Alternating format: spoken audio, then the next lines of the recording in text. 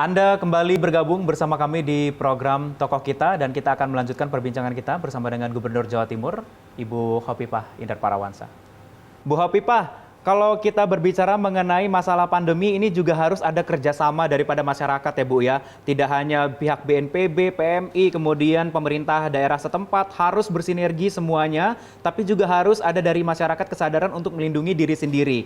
Kalau seandainya warga Jawa Timur ini nurut, ikut mengikuti aturan dan protokol, hasil dari perhitungan tim pakar di Jawa Timur kapan kira-kira mungkin bisa mereda di Jawa Timur, Bu Khofifah? Ya, jadi begini, tadi yang saya sampaikan bahwa harus ada bottom up participation.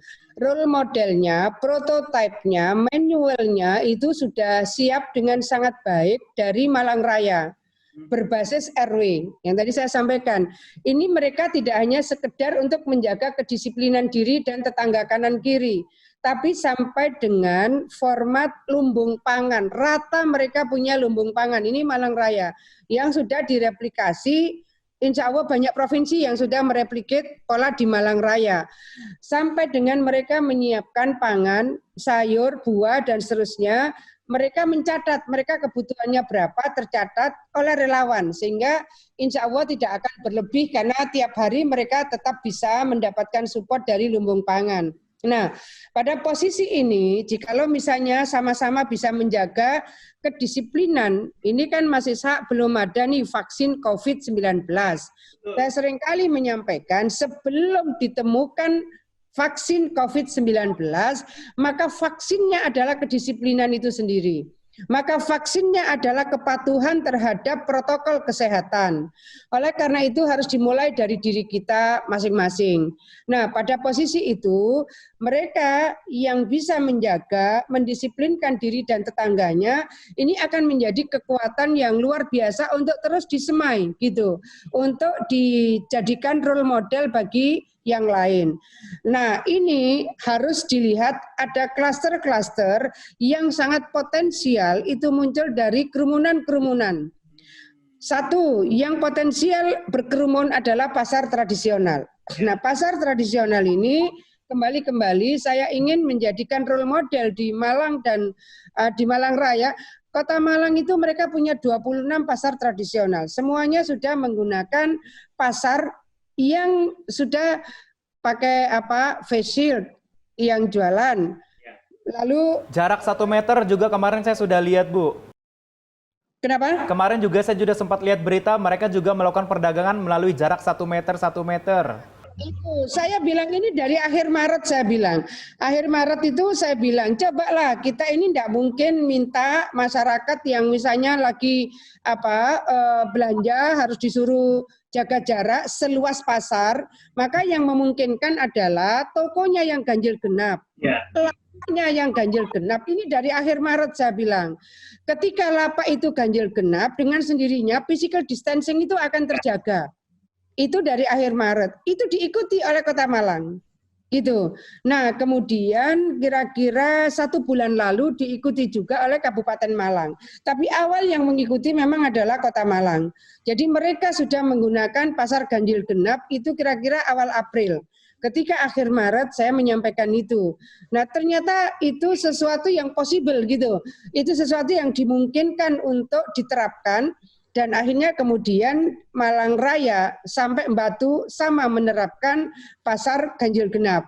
Nah, sekarang sudah diikuti oleh Gresik, sebagian Sidoarjo, sebagian Surabaya juga sudah memulai. Jadi artinya apa yang kita sebetulnya exercise itu ada yang langsung nangkep diterapkan, ada yang memang mungkin tidak perlu itu, mungkin tidak perlu itu, kayak gitu loh, Mas Isa. Iya. Saya yakin warga Jawa Timur dan juga DKI Jakarta khususnya ini bisa melewati ini semua, apalagi warga Jawa Timur semuanya nurut, ikut dengan perintah Ibu Khofifah, pasti semuanya bisa berjalan dengan baik ya Bu ya. Bu, tapi kalau saya mau bertanya, sebenarnya ini klaster yang paling membuat melonjak di Jawa Timur ini dari klaster apa sih Bu? Apakah memang dari para pekerja migran Indonesia, ataukah memang dari kasus-kasus klaster lokal, atau memang ada warga-warga yang mungkin kena tapi nggak jujur nih Bu? Ada juga kalau klaster yang menimpa nakes rata-rata nakes yang terpapar COVID itu rata-rata mereka bukanlah nakes yang melayani pasien COVID. Jadi saya tidak bilang mereka pasiennya tidak jujur, tetapi ini OTG. Orang yang tanpa gejala ini dia pun juga tidak tahu bahwa dia carrier. Karena tidak ada tanda-tanda itu, maka saya rasa nakesnya, baik perawat maupun dokter juga tidak tahu bahwa ini pasien yang terkonfirmasi. Karena memang tidak ada tanda-tandanya. Oleh karena itu kemudian beberapa rumah sakit, saya paling tidak meminta rumah sakit yang dalam koordinasi Pemprov, UGD, wajib menggunakan APD seluruh tim. Nah, ada kan yang kenanya itu di UGD. Sama-sama tidak tahunya. Jadi akhirnya yang di UGD wajib menggunakan APD lengkap siapapun. Apakah dokternya, apakah perawatnya, ataukah sanitariannya, semuanya sudah harus pakai APD lengkap. Ini memang harus diikuti karena kita tidak tahu yang sedang datang di UGD ini, katakanlah tidak ada demamnya, tidak ada apanya, ternyata OTG misalnya. Nah, ini saya sebenarnya melihat kalau APD sih makin hari sudah insya Allah sangat cukup. Insya Allah sangat cukup. Ya. Bagaimana Bu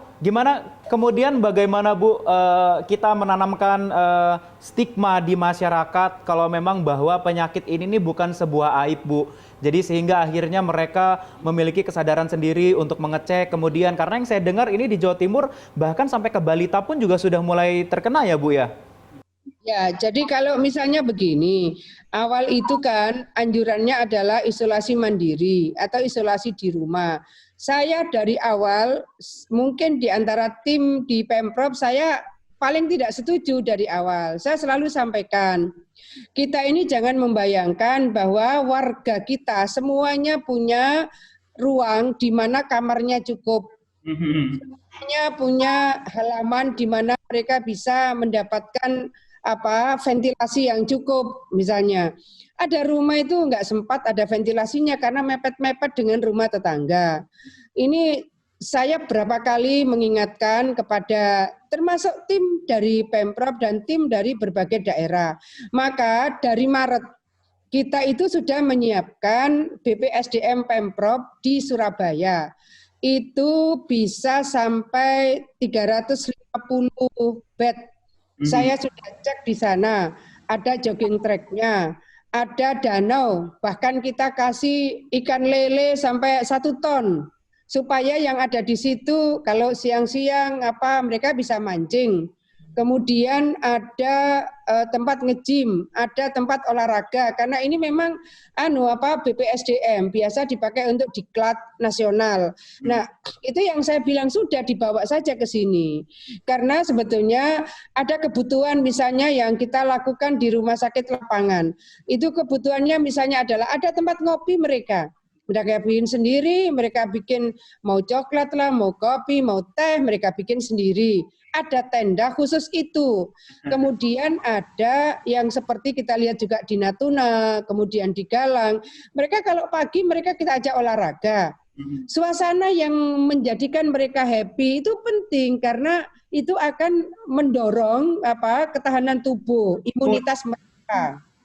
Lah ini yang saya bilang, ambil saja, evakuasi saja ke tempat observasi di BPSDM. Karena tempat makannya bagus menurut saya ya, karena saya sering ke sana. Kemudian ada tempat di mana mereka bisa jalan-jalan, mereka bisa lihat taman. Maka di rumah sakit darurat yang saya bilang antara lain, sudah sekarang ayo ganti rumputnya, bikin bunga-bunga. Kalau terlalu lama bikin vas yang gede, saya bilang, ambil saja taruh sini. Karena mungkin orang lihat bunga warnanya merah, warnanya putih, warna kuning, itu ada keindahan tersendiri. Kemudian dia lihat sambil tidak tahu yang suka berkebun, dia bisa berkebun misalnya. Ternyata di rumah sakit lapangan tingkat kesembuhannya tinggi gitu. Jadi kan ini kan peringkatnya ringan sampai sedang. Jadi apa yang terjadi di Surabaya ini adalah banyak kasus yang klaster keluarga. Jadi keluarga berapa banyak yang kemudian satu rumah itu kena semua gitu.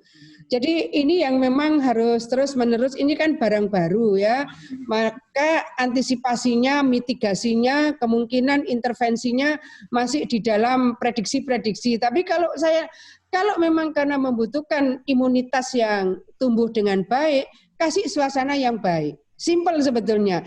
Kalau sekarang yang terkonversi positif ibunya, dia kemudian isolasi mandiri di rumah, kemudian punya bayi atau balita atau anak-anak, ya pasti mereka digendong lah. Mungkin tidak ada keluarganya, dia gendong, ada keluarganya dia lepas, tapi kan sudah nyebar ini. Baik. Ini ya artinya saya juga terus melihat bahwa data yang terkonfirmasi bayi, balita, sampai 9 tahun, sampai 18 tahun, kita bikin klaster-klasternya.